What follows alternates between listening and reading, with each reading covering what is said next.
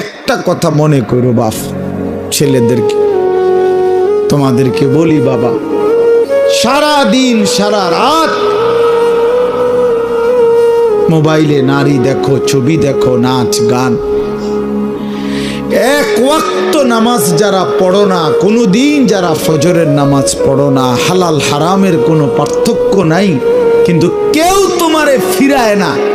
তোমার মা, তোমার বাবা, তোমার পাড়া, তোমার মহল্লা, তোমার দেশবাসী, কেউ তোমারে নিয়ে একটু ভাবে না, কেউ তোমার একটু ফিরায় না, একটা বার বলে না যে এই বাবা তুই কোন রাস্তায় যাচ্ছিস, কিরে তুই মুসলমানের ঘরে জন্ম নিয়ে নষ্ট হয়ে যাচ্ছিস কেন?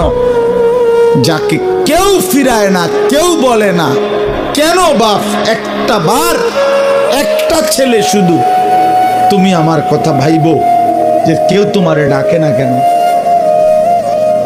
365 দিনে খোদার একটা বছরে কোনোদিন ফজরের নামাজ পড়লা না, অথচ কেউ তোমার একটু বলেও না কিরে বাবা তুই মুসলমানের ঘরে জন্ম নিয়ে ফজরের নামাজ পড়স না কেন? সারাদিন রাত তুমি মোবাইলের মধ্যে নারী নিয়ে, ছবি নিয়ে পড়ে থাকো, কিন্তু আপন মা বাবা, আত্মীয় স্বজন, পাড়া পড়শি কেউ তোমারে ফিরাইবার জন্য একটু ডাকেও না, বলেও না। এমন হয়ে গেল কেন তোমার জীবনটা? কেউ তোমারে বাঁচাইতে চায় না কেন? মনে রাখো বাপ, মূল কারণ একটাই, তোমার উপরে আল্লাহর লানত পড়ছে, খোদার লানত, খোদার গজব পড়ছে তোর উপরে।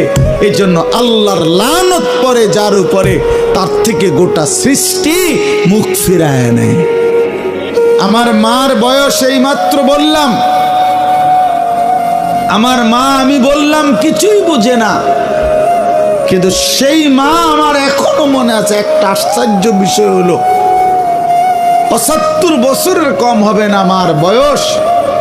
মা আমার এখনো আমারে বলে, আমারে দেখলে বলে বা আমগরে বলে, আমার 44 বছর বয়স, আমার 4টা সন্তান আছে, আমি আজকে 21 বছরের চাইতে বেশি ওয়াজ মাহফিলে যাই আলহামদুলিল্লাহ আল্লাহর দয়া।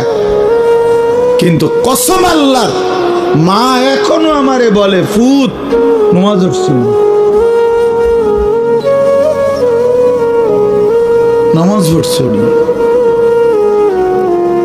আমারে সব সময় বলে মা ফুত চাইও, মানুষের কত আনে মাহফিলে যাও, মানুষের লগে চাইও টাকা পয়সা লইয়া, ঝামেলা কইরো না। কতবার